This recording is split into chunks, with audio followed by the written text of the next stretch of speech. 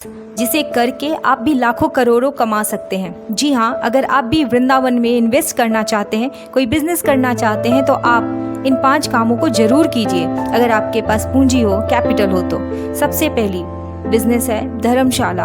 आप धर्मशाला खोल सकते हैं या रेंट पे उसे ले सकते हैं और लोगों को ठहरा सकते हैं। जैसा कि हम सब जानते हैं कि वर्तमान समय में वृंदावन में लाखों श्रद्धालु प्रेमानंद जी महाराज के दर्शन के लिए आते हैं, बांके बिहारी जी के दर्शन के लिए आते हैं।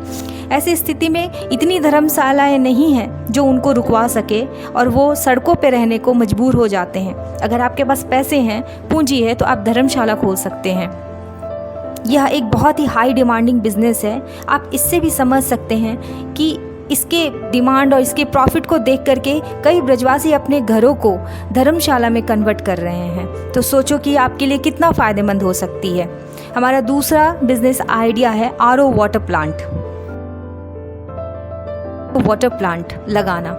ये बहुत ही फ़ायदेमंद बिजनेस आइडिया है, क्योंकि जैसा कि हम सब जानते हैं, यहाँ यानी वृंदावन का पानी बहुत ही खारा है। सोसाइटीज़, कॉलोनीज़, होटल्स, धर्मशालाएं, तीर्थयात्री रेस्टोरेंट, आश्रम, सभी को शुद्ध पानी की ज़रूरत होती है, जो कि टाइम पे नहीं मिल पाता है। कारण सप्लाई कम, डिमांड ज़्यादा।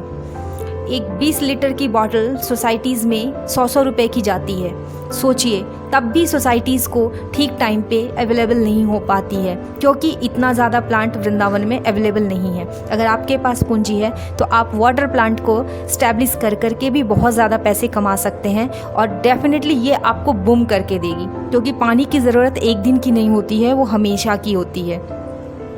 तो आप इस फील्ड में भी इन्वेस्ट कर सकते हैं। हमारा तीसरा बिजनेस आइडिया है e rickshaw charging station. Vrindavan जैसी जगह में जहां ई रिक्शा भारी संख्या में चलाई जाती है, उनकी चार्जिंग की समस्या देखकर कहा जा सकता है कि यह एक प्रॉफिटेबल और डिमांड ड्रिवन बिजनेस है। अच्छी कमाई होती है, और खुद ना बैठकर किसी व्यक्ति को अगर सैलरी बेस पे बैठा दिया जाए तो ये पार्ट टाइम बिजनेस का काम करेगी। रिक्शा चालकों की शिकायत होती है कि वो लंबे लाइन में लगने के बाद ही अपनी गाड़ी को चार्ज कर पाते हैं, और इसके लिए वो कई बार तो मथुरा की ओर चले जाते हैं। ऐसी स्थिति में अगर आप चाहें तो इस बिज़नेस में भी इन्वेस्ट करके अच्छा खासा पैसा बना सकते हैं।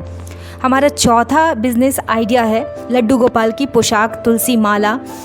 आप इसे ऑनलाइन बेच सकते हैं, या फिर लड्डू गोपाल की पोशाक को किलो के भाव से खरीद करके बड़े शहरों में अच्छी कीमत पे बेच सकते हैं। ये बहुत ही शानदार और प्रॉफिटेबल बिजनेस है।